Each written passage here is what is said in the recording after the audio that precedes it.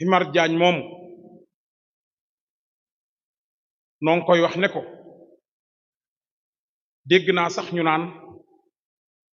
na ko état dàq ak yooyu loolu nun suñu yoon nekku ci nañ ko def premier ministre ñoo xam mais na bàyyi sëñ Tuba ku dut moom maynu la ngay wax dara ci sëñ Tuba ne ci réew mi di am jàmm loolu nag nun murit yi noo koy lijjanti li fekk àggunu ñun murit yi nu laal sëriñ Fàllu waa kër sëñ Moodu Mustafaa ñépp jóg nu laal borom daaru waa kër maam Cheikh Anta ak sëñ Mandumbe jóg yëf yi nasoo gut luy raam ci ñag bi la jëm nanu taxawu yoonu sëñ Tuba wii teg gore bi sunu bët naree xonq sëñ Tuba képp ko faj men na moom rek la woon tubaab bi mënul ko dara tey nu bari nu gën noo yet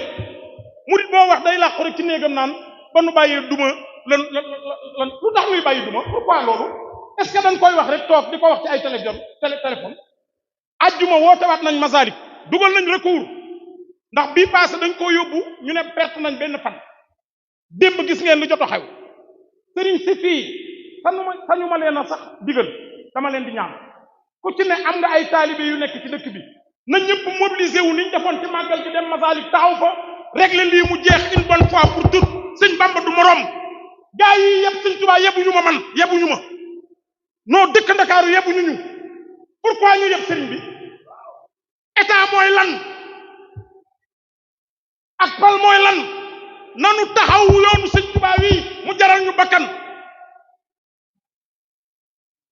ku ne ngi làqu boo waxee naan damaa bañ ko ma saaga nan nu saaga ngir sëriñ bi nanu jàpp sëriñ Tuubaa nanu jaral lépp ana murid yi ana nu